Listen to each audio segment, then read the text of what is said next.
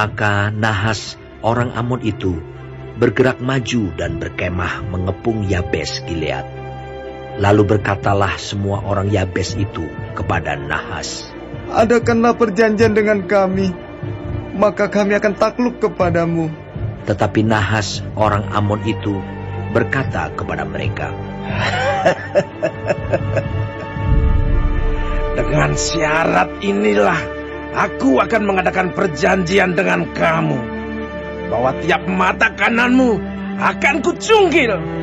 Dengan demikian, aku mendatangkan malu kepada segenap orang Israel."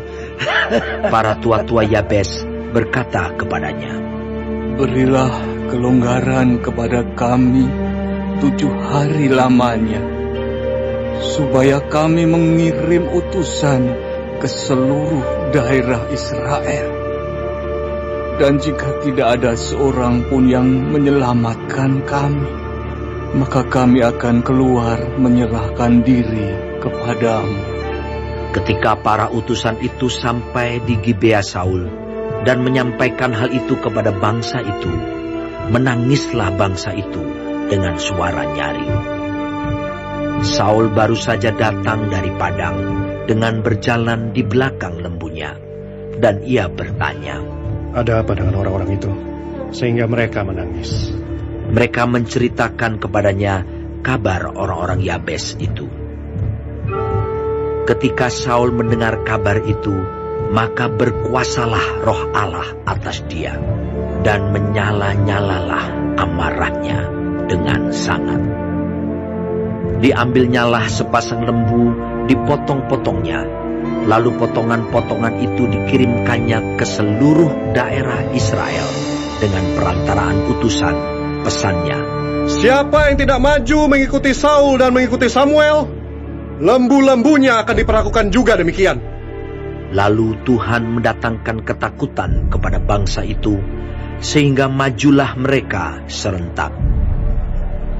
Ketika Saul memeriksa barisan mereka di Bezek, maka ada 300.000 orang Israel dan 30.000 orang Yehuda.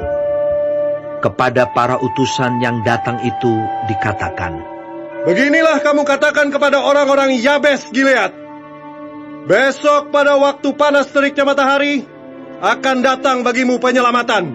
Ketika para utusan kembali dan memberitahukan hal itu kepada orang-orang Yabes, bersukacitalah mereka.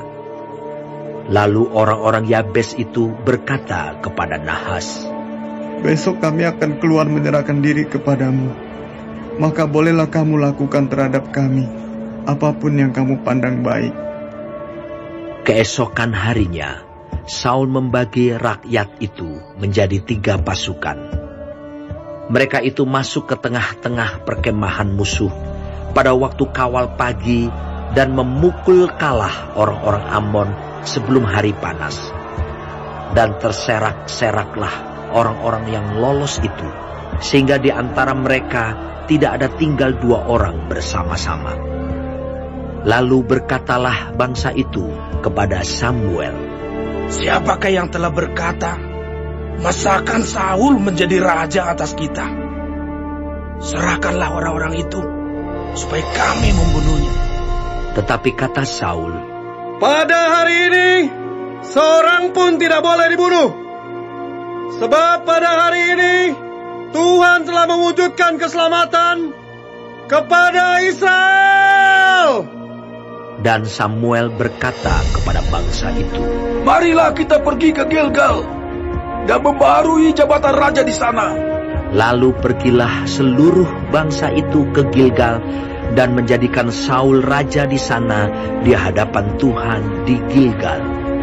Dan mereka mempersembahkan di sana korban keselamatan di hadapan Tuhan, dan bersukarialah di sana Saul dan semua orang Israel dengan sangat.